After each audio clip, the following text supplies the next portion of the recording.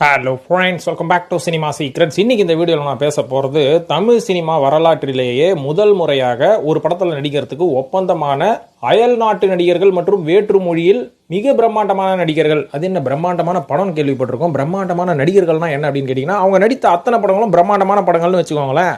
So இந்த நடிகர்கள்லாம் தமிழ் சினிமாவில் ஒரு என்ட்ரி கொடுக்கலாம் அப்படின்ற மாதிரி மிக பிரம்மாண்டமான தமிழ் சினிமாவில் எடுக்கக்கூடிய படங்களில் என்ட்ரி கொடுக்கலான்னு உள்ள போய் கடைசியில் அந்த படமும் டிராப் ஆகி அந்த நடிகர்களும் கடைசி வரைக்கும் தமிழில் ரீஎன்ட்ரியே கொடுக்க முடியாத அளவுக்கு காணா போன நடிகர்கள்லாம் இருக்கிறாங்க. அதெல்லாம் என்னென்ன படங்கள், எந்தெந்த படங்கள்லாம் அந்த மாதிரி அன்ரிலீஸ் ஆச்சு, எந்தெந்த படங்கள்லாம் அந்த மாதிரி டிராப் ஆச்சு மற்றும் அந்த நடிகர்கள்லாம் யார் அப்படின்றத பற்றி சொல்ல போகிறேன். கண்டிப்பாக உங்களுக்கு இது ஒரு ஷாக்கிங்காக இருக்கும். அட பாவீங்களா, அந்த நடிகர்கள்லாம் நம்ம தமிழில் வந்துருந்தா வேற லெவலில் இருந்திருக்கும் அந்த படம் அப்படின்ற மாதிரி நீங்களே வந்து ஃபீல் பண்ணுவீங்க. அந்த அளவுக்கு ஒரு பெரிய லிஸ்ட்டே இருக்குது. ஸோ அந்த நடிகர்கள்லாம் யார் அப்படின்றத பற்றி தான் நண்பர்களே இந்த வீடியோவில் நம்ம பேச போகிறோம். ஸோ இப்போ வந்து தமிழ் சினிமாவை பொறுத்த வரைக்கும் இன்னைக்கு இருக்கிற ட்ரெண்டு என்னன்னு பார்த்தீங்கன்னா, இன்னைக்கு எந்த ஒரு பெரிய நடிகர்களோட படமாக இருந்தாலும் சரி, அயல் நாட்டில் இருந்தோ, வெளிநாட்டில் இருந்தோ, வெளியூரில் இருந்தோ, வெளி மாநிலத்தில் இருந்தோ ரொம்ப பெரிய நடிகர்கள்லாம் உள்ள கூட்டு வந்து மார்க்கெட் பண்றது, பேன் இண்டியா ஃபிலிம் ஆக்குறது அப்படின்றது வழக்கம் தான். ஆனால் இப்போ நான் சொல்ல போற இந்த லிஸ்ட்ல படங்கள் எல்லாமே இந்த பேன் இண்டியா அப்படின்ற ஒரு கல்ச்சர் வரத்துக்கு முன்னாடியே போட்ட பிளான் அப்படின்ற மாதிரி சொல்லலாம். ஸோ இப்போதைக்கு பார்த்தீங்கன்னா உபேந்திரா, சஞ்சய் தத், ஷாருக் கான், சுனில் செட்டி, ஆமீர் கான், நாகார்ஜுனா, சிரஞ்சீவி அப்படின்ற மாதிரி தமிழில் ஏகப்பட்ட பேர் நடித்திருந்தாலும் கூட இப்போ நான் சொல்ல போகிற நடிகர்கள் யாருமே இந்த லிஸ்ட்டில் வரவே மாட்டாங்க.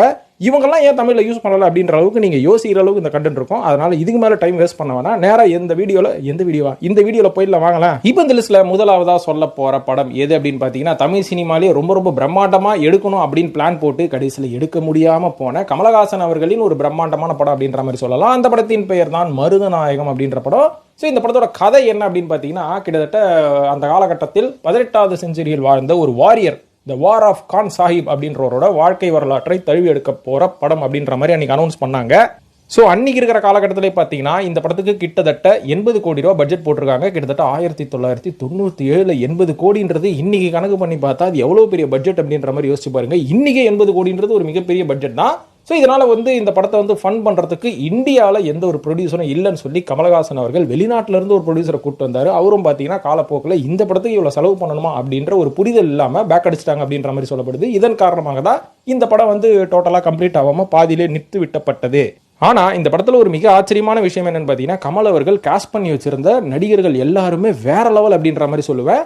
அதில் ஒரு சில நடிகர்கள் இந்த படத்தில் காஸ்ட் பண்ண முடியாமல் அதுக்கப்புறம் தமிழில் மறுபடியும் என்ட்ரி கொடுத்துட்டாங்க. ஆனால் பல நடிகர்கள் என்ட்ரி கொடுக்கவே இல்லை அப்படின்றது தான் நிதர்சனமான உண்மை. அதில் முதலாவதாக சொல்ல போகிற ஒரு சூப்பர் ஸ்டார் நடிகர் யாருன்னு பார்த்தீங்கன்னா, கன்னட சூப்பர் ஸ்டாரான விஷ்ணுவர்தன் அவர்கள் இந்த படத்தில் ஒரு முக்கியமான கதாபாத்திரம் பண்ணுறதா இருந்தது.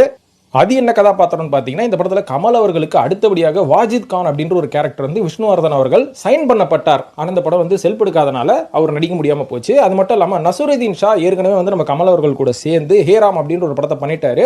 ஆனால் அந்த படத்தை பண்ணுறதுக்கு முன்னாடியே இந்த படத்தில் வந்து கமிட் ஆனாராம் நம்ம நசுருதீன் ஷா.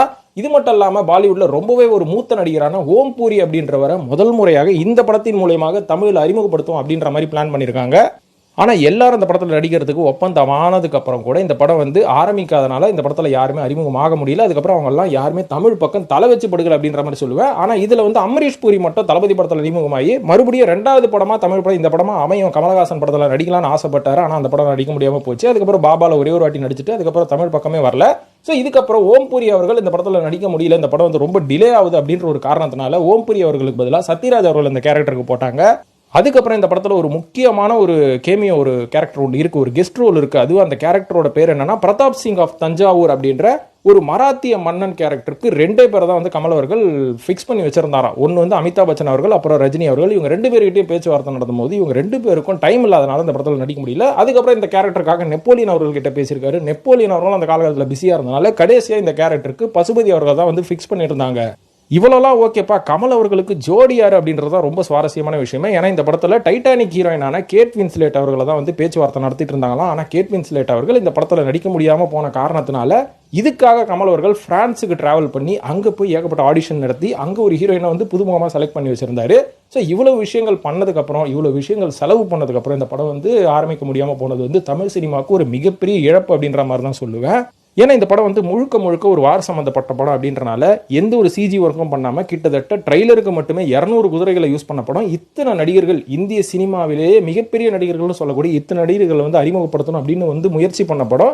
ஆனால் கடைசி வரைக்கும் இந்த படம் வந்து ஆரம்பிக்காமல் போச்சு. அதுக்கப்புறம் இந்த படத்தோட கதையை கொஞ்சம் கொஞ்சமாக ஸ்பிளிட் பண்ணி கமல் அவர்கள் அடுத்தடுத்து எடுக்கப்பட்ட படங்களில் வந்து கொஞ்சம் கொஞ்சம் சேர்த்துட்டார் அப்படின்ற மாதிரி ஒரு வரலாறு குறிப்பு சொல்லுதுப்பா. இப்போ இந்த லிஸ்ட்டில் இரண்டாவதாக சொல்ல போகிற படம் மோஸ்ட் ஆன்டிசிபேட்டட் படம் அந்த காலகட்டத்தில் கிட்டத்தட்ட ஒரு 1990s சொல்லலாம். அது என்ன படம்னா அரவிந்த் சுவாமி அவர்கள் நடிக்க இருந்த என்ஜினியர் அப்படின்ற ஒரு படம் தான்.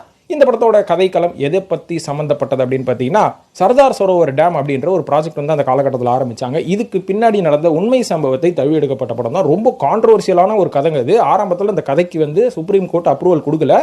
அது மட்டும் இல்லாமல் இந்த படத்தில் தமிழ் சினிமாவில் முதல் முறையாக பாலிவுட் ஹீரோயினான மாதுரி தீக்ஷித் அவர்களை வந்து கமிட் பண்ணி தமிழ் அறிமுகப்படுத்தலாம் அப்படின்ற மாதிரி இந்த டீம் பிளான் பண்ணி அவங்களையும் சைன் பண்ணிட்டாங்க.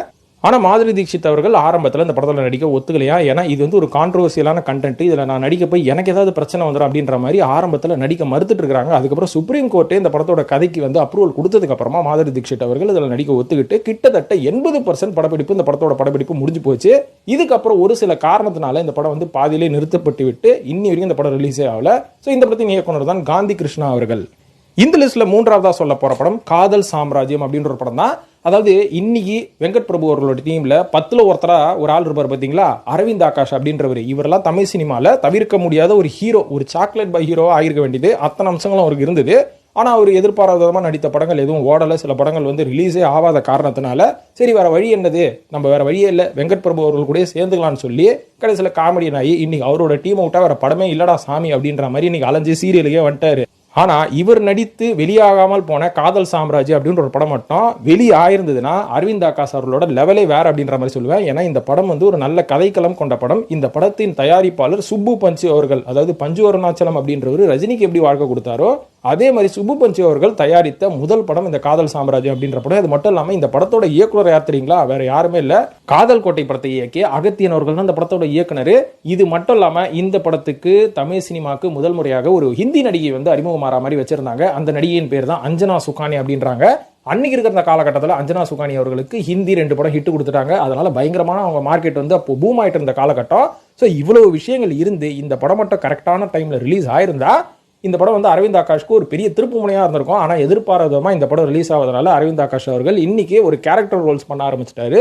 இது மட்டும் இல்லாமல் இந்த படத்து மூலயமாக தமிழ் சினிமாவுக்கு வரலான்னு ரொம்ப ஆர்வத்தோடு இருந்த அஞ்சனா சுகானி அவர்களாலையும் வந்து தமிழில் வந்து என்ட்ரி கொடுக்க முடியல. ஆனால் இந்த படத்தோட பாடல்கள் ரொம்ப நல்லா இருக்கும். முடிஞ்ச யூடியூப்ல கேட்டு பாருங்க, பயங்கர பெப்பியான பாடல்கள்லாம் இந்த படத்தில் இடம்பெற்று இருக்கிறது. ஸோ இப்போ இந்த படத்தை தொடர்ந்து நான்காவதா சொல்ல போறது வருமா வராதா, மதகத ராஜா கூட வந்துருச்சியா, இந்த படம்லாம் வருமா வராதையா அப்படின்ற மாதிரி ரசிகர்களை எதிர்பார்த்து ரொம்ப சோர்ந்து போன படம் தான் சர்வர் சுந்தரம் அப்படின்ற படம். இந்த படம் வந்து 2 பெரிய ஹீரோக்கள் அப்படின்னு சொல்ல முடியாது. ஏன்னா சந்தானமே இந்த படத்தில் வந்து பெரிய ஹீரோ கிடையாது. அவரும் ஆரம்பத்தில் ஒரு நல்ல கதைக்களத்தில் நடிக்கணும் அப்படின்ற மாதிரி எதிர்பார்த்து ஓடிட்டு இருந்த காலகட்டத்தில் இந்த மாதிரி நல்ல படங்களை சூஸ் பண்ணாரு. ஆனால் இந்த படத்தில் கண்டிப்பாக என் கூட சேர்ந்து நாகேஷ் அவர்களோட பேராண்டி ஒருத்தர் நடிக்கணும் அப்படின்ற மாதிரி முடிவு பண்ணி தான் இந்த படத்தை ஆரம்பிச்சாங்க. ஏன்னா சர்வர் சுந்தரம் அப்படின்றது நாகேஷ் அவர்களோட லைஃப்ல வந்து ஒரு மிக முக்கியமான படம். இன்னைக்கும் பார்த்தாலும் போர் அடிக்காதுங்க. அந்த படம் ஜாலியாக இருக்கும். அந்த படம் அது ஜாலியாகவும் இருக்கும், கருத்து சொல்கிற மாதிரியே இருக்கும். ஸோ அதனால நாகேஷ் அவர்களோட பேரனை கூட்டின்னு வரலான்னு சொல்லி விஜேஷ் நாகேஷ் அவர்கள் இந்த படத்தில் நடிக்க வச்சாங்க. ஆனால் பாவம் எதிர்பாராத விதமாக இந்த படம் வந்து டிஸ்ட்ரிபியூட்டர்ஸ் ப்ராப்ளம்னால ரிலீஸே ஆகாமல் போச்சு. அதனால விஜேஷ் அவர்களையும் தமிழ் சினிமாவுக்கு யாருக்கும் தெரியாமல் போச்சு இல்லையா. இதையும் தாண்டி இந்த படத்தில் ஒரு நெட்பால் பிளேயரான பிரியங்கா ஷா அப்படின்றவங்கள தமிழில் முதல் முறையாக அறிமுகப்படுத்தலாம் அப்படின்ற மாதிரி பிளான் பண்ணாங்க. ஆனால் கடைசியில் அவங்க நடித்தோம் இந்த படம் வந்து ரிலீஸ் ஆகாமல் போனனால அவங்களையும் யாருக்கும் தெரியாமல் போச்சு. இனிமேல் இந்த படம் ரிலீஸ் ஆனால் என்ன, வயசுக்கு வந்தால் என்ன, வரலனா என்ன அப்படின்ற மாதிரி தான் ஆயிடுச்சு. இதுக்கப்புறமும் ரிலீஸ் ஆனால் பிரியங்கா ஷாவெல்லாம் யாராவது கண்டுப்பாங்களான்னு தெரியல, விஜய் அவர்களையும் கண்டுப்பாங்களான்னு நம்மளுக்கு தெரியாது. ஆனால் அன்னைக்கு சூட்டா அந்த இட்லி மாதிரி வந்துருந்தாங்க அந்த படத்தெல்லாம் ரசிச்சிருக்க முடியும். என்ன சொல்றீங்க நீங்க? இப்போ 5ஆவதா சொல்ல போகிறது யோகான் அதிகாரம் 1. எவா இந்த படத்தோட பேரெல்லாம் நாங்கள் மறந்தே போயிட்டோம், ஞாபகம் சீரியா நீ அப்படின்ற மாதிரி கேட்டிங்கன்னா, இந்த படம் வந்து கௌதம் மேனன் அவர்கள் செதுக்கி எடுக்கலாம் அப்படின்னு பிளான் போட்டு அந்த காலகட்டத்தில் ஒரு மிகப்பெரிய ஹீரோ வச்சு நம்ம பண்ணுவோம் அப்படின்ற மாதிரி பிளான் பண்ண படம் தான். ஆனால் இந்த படத்தை தான் பிச்சு கொஞ்சம் கொஞ்சமாக சேர்த்து துருவ நட்சத்திரம் அப்படின்ற மாதிரி ஒரு எடுத்துகிட்டு வந்துட்டாரு. அதனால் யோகான் அதிகாரம் 1 வரவே வராது. அது பதிலாக நீங்கள் துருவ நட்சத்திரத்தை பார்த்துக்கோங்க, அவ்வளோதான். இதுக்கும் அதுக்கும் பெருசாக எந்த டிஃப்ரென்ஸும் இருக்காது. ஆனால் இந்த படத்தில் ஏகப்பட்ட ஹாலிவுட் நடிகர்கள், ஹிந்தி நடிகர்கள்லாம் கூட்டு வரலாம் அப்படின்ற மாதிரி இவர் காஸ்ட் பண்ணி வச்சிருந்தார் அப்படின்ற மாதிரி சொல்லப்படுது. அதில் எனக்கு தெரிஞ்ச வரைக்கும் ஒரு பாலிவுட் பிரிட்டிஷ் நடிகரான பெனிக் கிரனேட் அப்படின்ற மாதிரி ஒருத்தர் வந்து கூட்டு வரலாம் அப்படின்ற மாதிரி ஐடியா பண்ணாங்க. இந்த படத்தில் ஒரு முக்கியமான வில்லனா அவரை போடலாம் அப்படின்ற மாதிரி முடிவு பண்ணாங்க. ஆனால் கடைசியில் படம் தான் செல்பு எடுக்கலையா, அப்புறம் போட்டா என்ன போடலானா. இது மட்டும் இல்லாமல் ஷர்வாதி சாய்நாத் அப்படின்ற ஒரு நடிகர் இருப்பாங்க பார்த்தீங்களா, லைஃப் ஆஃப் பையில் ஆனந்தி அப்படின்ற ஒரு கேரக்டர் பண்ணியிருப்பாங்க. இந்த நடிகையை லைஃப் ஆஃப் பைக்கு முன்னாடியே நான் அறிமுகப்படுத்தணும் பாரு அப்படின்ற மாதிரி பிளான் பண்ணி எடுக்கப்பட்ட படம் தான் இந்த யோகான் அதிகாரம் 1. ஆனால் அவங்க அதுக்கப்புறமா லைஃபாக போய் நடிச்சு ஹாலிவுட் படத்துக்குலாம் போயிட்டு அதுக்கப்புறம் மறுபடியும் வந்து பாலிவுட்டில் ஏதோ ஒரு படத்தை நடித்தாங்க. ஸோ இப்போ வந்து துருவ நட்சத்திரத்தை மறுபடியும் நம்ம கௌதம் மேனன் அவர்கள் விடாமல் கமிட் பண்ணி துருவ நட்சத்திரத்தை இவங்களை வந்து தமிழில் அறிமுகப்படுத்துறதா சொல்லியிருக்கிறாரு. ஆனால் விஜய் ஏன் ரிஜெக்ட் பண்ணார் அப்படின்னு பார்த்தீங்கன்னா, அந்த காலகட்டத்தில் விஜய் அவர்கள் தொடர்ந்து ஒரு ரூரல் படமாக நடிச்சிட்டு இருந்தார். அதாவது நம்ம மண் சார்ந்த படங்களாக நம்ம நாட்டு மக்களை, தமிழ்நாட்டு மக்களை கவர் பண்ணும் விதமாக நிறைய சப்ஜெக்ட் எடுத்து நடிச்சுருந்தாரு. அந்த நேரத்தில் நேராக நீ இங்கிலீஷ் படம் மாதிரி ஒரு ஸ்கிரிப்ட் எடுத்து வந்து நீட்டினா நான் நடிச்சிருவேனா, அதுக்கப்புறம் என் ஆடியன்ஸ்லாம் என்ன மறந்துட மாட்டாங்க, அதுக்கு தான் அஜித்னு வெள்ளை வெளியேன்னு ஒருத்தங்கிறான்ல அவன்கிட்ட கொண்டு போய் கொடு அப்படின்ற மாதிரி சொல்லியிருப்பார் போல இருக்கு. அதில் காண்டாகி தான் விஜய் பக்கம் இன்னும் போகாமல் இருக்கிறாருப்பா. ஆனால் கடைசியில் விதி எப்படி விளையாடுது பாருங்க, லியோ படத்தில் விஜய் கூடவே நடிக்கிற மாதிரி ஆயிடுச்சுப்பா. ஆறாவதாக சொல்ல போகிறது விக்ரம் அவர்கள் 2017 வருஷம் எல்லை கண்ணன் அவர்களோட இயக்கத்தில் ஒரு நல்ல ஒரு ஹிஸ்டாரிக்கல் படம் பண்ண போகிறேன் அப்படின்னு சொல்லி கரிகாலன் அப்படின்னு ஒரு படத்தில் இறங்கினாரு. இது அவர் தான் போய் சங்கர் கிட்ட மாட்டி சிக்கி சின்னாபினம் ஆகிட்டார் இல்லைங்களா, அதனால் இந்த படமே செல்ஃப் எடுக்கல. ஆனால் இந்த படம் மட்டும் ஆரம்பித்து கரெக்டாக முடிச்சிருந்தா இந்த படத்தில் தமிழ் சினிமாவுக்கு ஒரு ஹிந்தி நடிகை ஒருத்தவங்க வந்து டெபியூ ஆயிருப்பாங்க. ஹிந்தியில் கொஞ்சம் ஃபேமஸான ஜரீன் கான் அப்படின்றவங்கள தான் வந்து இந்த படத்தில் வந்து அறிமுகப்படுத்தலாம் அப்படின்ற மாதிரி பிளான் பண்ணியிருந்தாங்க. ஆனால் எதிர்பாராத விதமாக அந்த படம் லேட் ஆகல. ரொம்ப லேட் ஆனதுனால ஜரீன் கானுக்கே 38 வயசு ஆயிடுச்சு. அதனால் இந்த படம் ஆரம்பித்தாலும் ஜரீன் கானே ஒத்துக்க மாட்டாங்க நடிக்கிறதுக்கு. ஏன்னா அவங்களுக்கே ரொம்ப வயசாகி கிழவி மாதிரி நாங்கள் ஆயிட்டாங்க, வெயிட்டெல்லாம் போட்டுட்டாங்க அப்படின்ற மாதிரி அவங்க போயிட்டாங்க. ஆனால் அன்றைக்கி சிக்குன்னு சிறுத்தைக்குட்டி மாதிரி இருந்தாங்க. அப்போ வச்சு எடுத்துருக்கலாம்ல, என்னையா நீங்களாம் போங்க அப்படின்ற மாதிரி தான் சொல்ல தோணுது. இப்போ அடுத்ததாக 7ஆவதாக சொல்ல போகிற இன்னொரு படம் 90s கிட்ஸுகளுக்கு வந்து ரொம்ப எதிர்பார்ப்பை கிரியேட் பண்ண ஒரு மிக பிரம்மாண்டமான படம் அந்த காலகட்டத்தில். அதாவது கேடி குஞ்சுமோன் அவர்களோட இயக்கத்தில்ன்ற பாருங்க, அவரோட தயாரிப்பில் மிகப்பெரிய பிரம்மாண்ட தயாரிப்பில் அவரோட பையன் எபின்றவரை அறிமுகப்படுத்தணும்னு சொல்லி எடுக்கப்பட்ட படம் தான் கோடீஸ்வரன் அப்படின்ற ஒரு படம். ஆனால் அந்த படம் வந்து அந்த காலகட்டத்தில் தேவையில்லாத தண்ட செலவுகளை நிறைய பண்ணி காசெல்லாம் வேஸ்ட் பண்ணி அந்த படம் பாதியிலே நின்று போச்சு. ஆனால் அந்த படத்தின் மூலியமாக தமிழுக்கு ஒரு மிகப்பெரிய ஒரு பாலிவுட் நடிகை ஒருத்தவங்களை வந்து இறக்குமதி பண்ணி பாட்டுக்கிட்டலாம் எடுத்தாங்க. அந்த நடிகை யாருன்னு பார்த்தீங்கன்னா நடிகை கரிஷ்மா கபூர் தான். ஸோ கரீனா கபூரோட அக்கா கரிஷ்மா கபூர் அவர்களுக்கு 1999 1 கோடி ரூபா சம்பளம் கொடுத்து ஒரு பாட்டுக்கு கூப்பிட்டு வந்த முதல் தயாரிப்பாளர் கேடி குஞ்சுமோன் தான் வச்சுக்கோங்களேன். ஆனால் இது எல்லாமே நல்லா இருந்தும் அந்த படம் கடைசியில் வெளியாகாதனால நம்மளுக்கு கேடி குஞ்சுமோன் பையனான எபி யாருன்னு தெரியாமல் போச்சு. கரீனா கபூர் அவர்களும் அதாவது கரிஷ்மா கபூர் அவர்களும் தமிழில் வர முடியாமல் போச்சு. யார் ரகுமான் மியூசிக் எப்படி இருந்திருக்கும் யோசிச்சு பாருங்கள் அந்த காலகட்டத்தில். இதே மாதிரி 8ஆவதா நம்ம விஜய் ஆண்டனி அவர்கள் நடித்த எல்லா டப்பா படம் நல்ல படம் எல்லாமே ரிலீஸ் ஆகிடுச்சு. ஆனால் ரொம்ப எதிர்பார்ப்புக்கு உள்ளான அக்னி சிறகுகள் மட்டும் இன்னும் வரவே இல்லைங்க. ஏனே தெரில. அருண் விஜய் அவர்கள்லாம் நடித்த நல்ல படம் தான். ஆனால் இந்த படத்தில் வந்து ஒரு புது ஹிந்தி நடிகைன்னு சொல்ல முடியாது, ரொம்ப மூத்த ஹிந்தி நடிகையை தமிழ் சினிமாவை நம்ம அறிமுகப்படுத்தணும் இந்த படம் மூலமா அப்படின்ற மாதிரி முடிவு பண்ணி இந்த படத்தின் இயக்குனர் நவீன் இருக்கார் பார்த்தீங்களா, அவர் என்ன பண்ணாரு, ரியா சென் இருக்காங்க பாருங்க, இந்த தாஜ்மஹால்லாம் நடிச்சாங்கல்ல, இவங்களோட அக்கா ரைமாசின்னு ஒருத்தங்க இருக்காங்க. அவங்க ஏற்கனவே வந்து பாலிவுட்டில் ஒரு 10-20 படம் நடிச்சிட்டாங்க. ரொம்ப ஃபேமஸான நடிகையும் கூட. அவங்கள வந்து இங்கே கூட்டின்னு வரலாம் அப்படின்னு சொல்லி இந்த படத்தை எடுத்திருக்காங்க. ஆனால் அந்த படம் வந்து ஃபுல்லாக முடிஞ்சிருச்சு. எப்போ வெளியாகும்னு தெரியல. வெளியானாதான் ரைமாசின் யாருன்னு நம்மளுக்கு தெரியும். வெளியாகலாம் ரைமாசினாவே போயிடுவாங்க. ஸோ 9ஆவதாக சொல்ல போகிற இன்னொரு படம் வந்து சபாஷ் நாயுடு அப்படின்னு கமலஹாசன் அவர்கள் இயக்கி தயாரித்த ஒரு படம். ஆனால் அந்த படம் வந்து இனிமேல் வெளில வராது. ஏன்னா அந்த படம் வந்து ஆரம்பித்த விதத்துலேயே முடிஞ்சு போச்சு. ஏன்னா அந்த படத்தோட கதைக்களம் எப்படின்னு பார்த்தீங்கன்னா அமெரிக்காவுக்கும் இந்தியாவுக்கும் நடக்கக்கூடிய ஒரு ஸ்பை த்ரில்லர் படம் தான் இது. இந்த படம் அமெரிக்கா சம்மந்தப்படுத்தும் போது கமல் சும்மா விடுவாரா, அதுக்கு நீங்கள் இருக்கிற பாண்டிச்சேரியில் இருக்கிற வெள்ளக்காரனை வச்சு நடிக்க வைப்பார். அவர் அமெரிக்காலேருந்து தூக்கின்னு வந்துடுவார். அந்த மாதிரி ஒரு 3 வெள்ளக்கார நடிகர்கள் ஹாலிவுட் நடிகர்களை தூக்கினார் அந்த படத்துக்காக.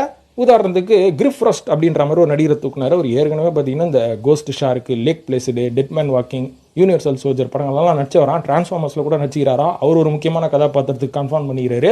அதுக்கப்புறம் வில் ராபர்ட்ஸ்னு ஒரு நடிகர், இந்த கில்லரு, இப்போ வந்து ஓப்பனைமர்லாம் நடிச்சுக்கிறாரு, இந்த ரெடிமர்லாம் நடிச்சுக்கிறாராம் அவர். இது மட்டும் இல்லாமல் ஹக் ஹோத் அப்படின்ற ஒரு மிஸ்டர் அண்ட் மிஸ்ஸஸ் ஸ்மித் அப்படின்னு நம்ம பிராட் பிட்டோட படத்தெல்லாம் நடிச்சுக்கிறாரு. இந்த மாதிரி ஹாலிவுட் நடிகர்களே தூக்கி இந்த படத்தில் நடிக்க வச்சிருக்காரு. ஆனால் எதிர்பாராதமாக அந்த படம் வந்து பாதியிலே நின்று போச்சு. எவன்கிட்ட சாபமோ தெரியல, சபாஷ் நாயுடு சபாஷே இல்லாமல் போயிடுச்சுப்பா. இப்போ 10ஆவதா கடைசியாக சொல்ல போகிற படம் பகைவனுக்கு அருள்வாய் அப்படின்னு சசிகுமார் அவர்களோட அடுத்த கேங்ஸ்டர் படம். சுப்பிரமணியபுரத்துக்கு அப்புறமா கொஞ்சம் கிளாஸான ஒரு கேங்ஸ்டர் படம் நடிக்கலான்னு சொல்லி இவர் இந்த படத்தில் இறங்கினாரு. ஸோ இந்த படத்தில் முதல் முறையாக யாரை வந்து கூட்டின்னு வரலாம், ஒரு வில்லனாக கூட்டின்னு வரணும், ஆனால் புதுசாக இருக்கணும்ப்பா, தமிழில் இது வரைக்கும் எவனும் பார்த்துருக்க கூடாது, ஆனால் இவன் வேற ஒரு இண்டஸ்ட்ரியில் பெராளாக இருக்கணும் அப்படின்னு முடிவு பண்ணி கன்னட நடிகரான சதீஷ் நீனாசம் அப்படின்றத கூட்டின்னு வந்தாங்க. அந்த ஆள் வந்து கன்னடத்தில் மிகப்பெரிய நடிகர் தான். இன்னைக்கு கன்னடத்தில் இருக்கிற நடிகர்கள்லாம் மலையாளத்தில் இறக்குமதி ஆகிட்டு இருக்காங்க. தமிழில் கண்டுக்கிறதே கிடையாது நம்ம ஆளுங்களாம். ஏன்னா கன்னடத்தில் வந்து நம்ம உபேந்திரா அவர்கள், விஷ்ணுவர்தன், இவங்கள மாதிரி ஆட்கள், அதுக்கப்புறம் யாருங்க இந்த இதில் நானியில் நடிச்சாரு, அவரோட பேர் மறந்துச்சு, கொஞ்சம் கமெண்ட்டில் போடுங்க. ஸோ இவங்களெல்லாம் தாண்டி இன்னும் பெர்ஃபார்மிங் ஆக்டர்ஸ்லாம் நிறைய பேர் இருக்கிறாங்க. நம்ம ரிஷப் ஷெட்டி மாதிரி. அதுக்கப்புறம் நம்ம மம்முட்டி படம் ஒன்று பார்த்தாங்கன்னா அங்கே படம் இது டர்போ. அந்த படத்தில் ஒருத்தன் வில்லனா பண்ணியிருப்பார் ஒரு சொட்டத்தில். அந்த ஆளோட பேர் எனக்கு வரல, சிறான ஆக்டர் அந்த ஆள். இந்த மலையாளத்தில் கூட நான் பார்த்தேங்க, அது என்னங்க தண்டேல் அப்படின்ற ஒரு படத்தில் நடிச்சிருப்பார். அவரோட பேர் தெரிஞ்சாலும் கமெண்ட்டில் போடுங்க. அந்த ஆள்லாம் சிறான் நடிகர். அந்த ஆள் பார்க்குறதுக்கு ரொம்ப சாதாரணமாக ஒல்லியாக பக்கையாக இருப்பான், ஆனால் பெர்ஃபார்மன்ஸில் மிரட்டுவான். ஸோ அந்த ஆளெல்லாம் வந்து நம்ம தெலுங்குலலாம் யூஸ் பண்ணிட்டு இருக்காங்க, தெலுங்குல யூஸ் பண்ணுறாங்க, நம்ம மலையாளத்தில் யூஸ் பண்ணுறாங்க, தமிழில் எவனுமே பார்க்கறதில்ல போல இருக்கு. ஸோ அதுக்கு பதிலாக சதீஷ் நீனாசத்தை கூப்பிட்டு வந்தாங்க இந்த படத்தில். ஆனால் இந்த படம் எல்லாமே முடிஞ்சு போச்சு. கிட்டத்தட்ட 2020 இந்த படம் வந்து கிட்டத்தட்ட பாதி போயிடுச்சுன்னு நினைக்கிறேன். இந்த படத்தோட இயக்குனர் தான் இந்த திருமணம் எனும் நிக்கான்னு எடுத்த அனீஸ் இருக்கார் பார்த்தீங்களா, அவர் தான் இந்த படத்தோட இயக்குனர். எல்லாமே நல்லா போனாலும் இந்த படம் வெளிவராதனால சதீஷ் நீனாசம் யாருன்னு தமிழில் இன்றைக்கி யாருக்கும் தெரியல. வெளியானதான் சதீஷ் நீனாசம் யாருன்னு அப்படின்றத நம்மளுக்கு தெரியும். அதுக்கப்புறம் இவரை பல படங்களில் வந்து வில்லனா யூஸ் பண்ணுறதுக்கான வாய்ப்புகள் நிறையவே இருக்குது. ஸோ இப்போ நான் சொன்ன இந்த படங்கள்லாம் வெளில வந்தால் தான் இந்த ஏற்றுமதி நடிகர்கள் இறக்குமதி நடிகர்கள்லாம் வந்து நம்ம எல்லாருக்கும் தெரிய வரும். அதுக்கப்புறம் இவங்களை வந்து பல படங்களை யூஸ் பண்ணி நல்ல நல்ல கதைக்களம் கொண்ட தமிழ் சினிமாவில் பல படங்கள் வரும். ஸோ அதை வந்து தெரியப்படுத்துறதுக்கு தான் இந்த வீடியோ மெனக்கெட்டு மூச்சு பிடிச்சி நான் பேசினிருக்கிறேன். இது ஒரு வித்தியாசமான கண்டென்ட் தான் நண்பர்களே. வித்தியாசமான கண்டென்ட்டாக இருந்தால் ஆமாப்பா அப்படின்னு கொஞ்சம் கூட சலிச்சிக்காமல் கமெண்ட்டில் போடுங்க. அப்போ தான் எனக்கு மோட்டிவேஷனாக இருக்கும். இதை சொல்லிட்டு இந்த வீடியோ முடிச்சுக்கிறேன் நண்பர்களே. நன்றி, வணக்கம்.